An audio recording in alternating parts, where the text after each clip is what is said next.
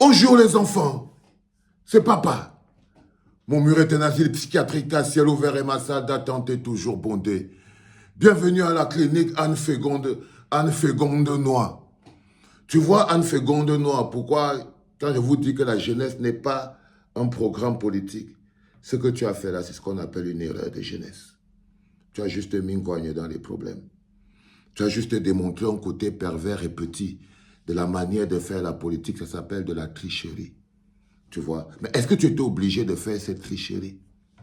Est-ce que tu étais obligé de faire un trafic d'images, quelque chose d'aussi bas? Tu peux laisser les gens faire les montages, les faux montages d'un coigne, que oui, on dit, ça là, c'est les choses que les militants font là-bas sur Internet. Mais quand toi-même, chargé de la communication, tu décides d'étaler ce mensonge en public, c'est-à-dire tu prends une photo et tu la trafiques, ça sert à quoi même? Ça allait vous rapporter quoi, la photo d'un coigne avec le t-shirt « Stop à la guerre au Nozo ». Ça allait vous servir à quoi? L'objectif de ça, c'est quoi? Vous gagnez quoi? C'est quoi le but de ça? C'est la question que vous devez vous poser entre vous avant de poser un acte. C'est-à-dire que la photo qu'on veut trafiquer ici, l'image qu'on veut faire ici, le gros caca pourri qu'on veut faire ici, c'est quoi l'objectif? Qu'est-ce qu'on veut gagner derrière? C'est ça, quand on est un peu intelligent. Avant de poser un acte, tu regardes d'abord les conséquences, tu vois les avantages, tu vois ce que ça va te rapporter. Trafiquer l'image d'un coin te rapporte quoi? Ça t'a rapporté quoi? Franchement, qu'est-ce que ça t'a rapporté? C'est quoi l'idée derrière? Erreur de jeunesse. La jeunesse n'est pas un programme politique. Les enfants, tout le monde qui vous dit c'est une arnaque. La jeunesse est un atout en politique. C'est un atout, c'est-à-dire un plus, un avantage, quelque chose qu'on peut utiliser. Ça dépend de comment chacun utilise cet atout. Il y en a qui utilisent cet atout pour être un pion. Ils vendent leur état de jeunesse pour pouvoir s'en sortir. C'est des jeunes peureux. Ils utilisent cet atout comme un outil de commerce. Et par exemple, quand vous voyez par exemple les jeunes qui sont dans le RDPC, ils ont un atout sur les vieux, c'est qu'on les envoie sur les plateaux. Et regardez, quand vous voyez les Rifoué, les Abama, les machins, c'est que des gamins dont on utilise la jeunesse, qui est un atout, pour venir ridiculiser les jeunes sur Internet, pour venir parler à la place des vieux qui sont chez eux. Donc, et ils chopent les petits Dora, ils sont contents, bah, ça les rapporte un peu. Les Rifoué, les Abama, les gars comme ça les rapporte un peu. Donc, ils sont contents parce qu'ils sont jeunes et que le RDPC a besoin des jeunes à sacrifier. Parce que c'est ça. C'est toujours des jeunes qu'on sacrifie. Vous avez déjà vu où qu'on sacrifie les vieux? Non. C'est toujours des jeunes qu'on sacrifie. Donc la jeunesse est un atout que les gens cherchent pour avoir. Mais ce n'est pas le programme. C'est un peu comme vous utilisez votre jeunesse. C'est un atout que vous aurez pu utiliser pour lutter. Parce que c'est aussi un atout dans lequel il y a la force. C'est un atout dans lequel il y a la force, il y a l'énergie, il y a la détermination, il y a le courage, il y a la prise de risque. Il y a tout. Mais ce n'est qu'un atout. Ce n'est qu'un atout. Et il faut pouvoir l'utiliser à bon escient. Pas pour se vendre. Pas pour être utile. Pas pour faire la fille. La jeunesse n'est pas un état de prostitution. Non. La jeunesse n'est pas un état de prostitution. Non. C'est un état de lutte et de détermination. C'est le moment où tu dois lutter. J'ai fait une chanson qui disait « Je suis jeune et je suis fort. Mon avenir est entre mes mains, je ne suis pas mort. Je veux travailler dur, faut que je m'en sorte. Être le meilleur, quoi que je fasse, je ferai qu'on sorte. » Ils essayent de nous faire croire que la jeunesse est amorphe, qu'elle est condamnée à boire, qu'elle est faible et qu'elle est morte, qu'elle n'a pas la force en elle pour assumer la relève. Être jeune n'est pas un crime, mais un don venu du ciel. Ils essayent de nous faire croire qu'on ne peut se débrouiller seul, que les jeunes sont des aveugles qui ne peuvent avancer seuls. Ils essayent de nous faire croire qu'on n'a pas d'intelligence. C'est là, j'ai écrit ça peut-être en 2000 combien? En 2010, par là. Jeune et fort. C'est un atout. C'est dans la jeunesse qu'on trouve le courage. C'est dans la jeunesse qu'on peut prendre des risques. Si on ne marche pas maintenant dans la rue avec la sueur, si on ne se bat pas maintenant, c'est pas quand on sera plus vieux qu'on va réussir à se battre. La jeunesse, c'est un atout qu'on utilise quand on a besoin de mener des luttes les plus fortes. Mais ce n'est pas un programme politique. Mais ce n'est pas un programme politique. Parce que lorsque ça devient un programme politique, ça devient un micmac. Ça veut dire qu'on utilise la jeunesse, ça devient de la prostitution. C'est quand ça devient un programme politique, ça veut dire qu'on veut tromper les gens. On veut tromper les gens. On va aller dans l'émotionnel et non dans le pratique. On ne développe pas un pays avec l'émotionnel. On ne développe pas un pays avec l'émotionnel. La manipulation. On ne développe pas un pays avec les chocs générationnels. Non.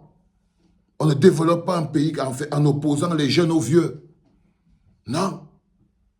Pas du tout. On ne développe pas un pays comme ça. On développe un pays en s'imposant. En s'imposant par sa force. En s'imposant par son dynamisme. Parce que ce sont nos vieux. Bah oui. Bah oui. Et on doit pouvoir prendre ce qui nous revient de droit par notre énergie de jeunesse et de force. Mais pour gouverner, pour diriger un pays, pour diriger des millions de personnes, il y a un minimum d'honnêteté qu'il faut avoir. Il y a un minimum d'honnêteté qu'il faut avoir. Il y a un minimum de rectitude qu'il faut avoir. Il y a un minimum de classe et de bon sens qu'il faut avoir. Il y a un minimum d'expérience. Quand tu te lèves un matin, tu fais un montage comme celui-ci dans le but de la promotion de l'image de Cabral Libby, parce que je pense que c'est ce que tu voulais faire. Tu voulais faire un kilave. C'est-à-dire que tu as vu qu'en ce moment précis, on parle trop de Maurice Kamto. Il faut que tu fasses quelque chose. Et qu'est-ce que tu as trouvé? Ben, je vais manipuler l'opinion. Je vais manipuler l'opinion, mais bêtement. Mais bêtement. Mais non.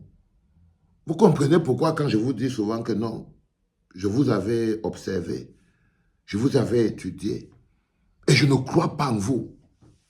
Imaginez-vous, j'étais avec vous, que j'étais un gars de PCRN. Après moi, je vois le trafic de l'image de Nkouagne ici sur Internet. Mais c'est la honte qui allait me... J'allais même encore ouvrir la bouche.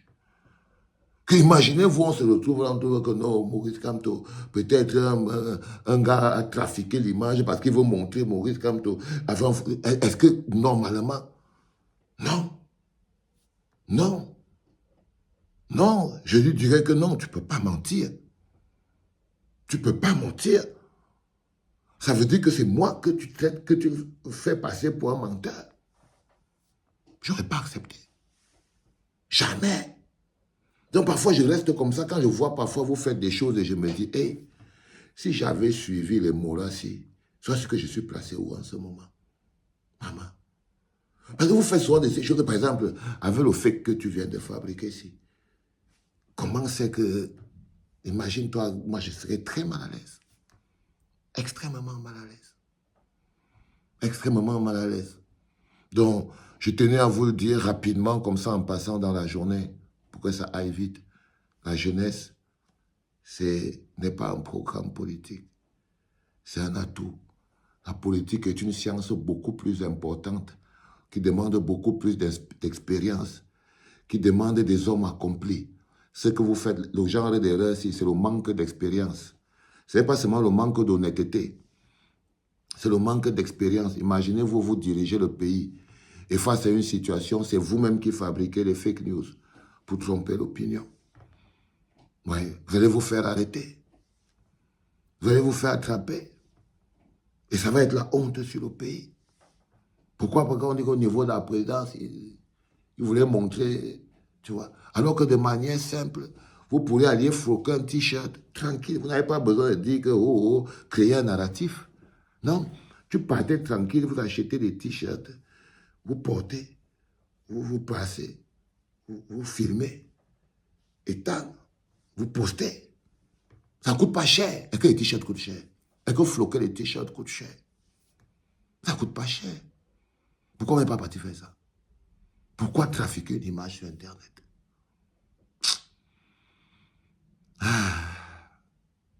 Chaque fois, elle me dit, je me suis peut-être trompé sur les mots là, mais tous les jours, je suis persuadé que non. Eux-mêmes, ils font quelque chose pour me démontrer que non. On mélange vraiment pas les torchons et les serviettes. Le lion que je suis ne pouvait pas fonctionner avec... Non, on ne pouvait pas.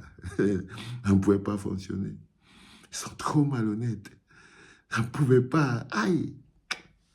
Non, non, non. C'était pas par les enfants.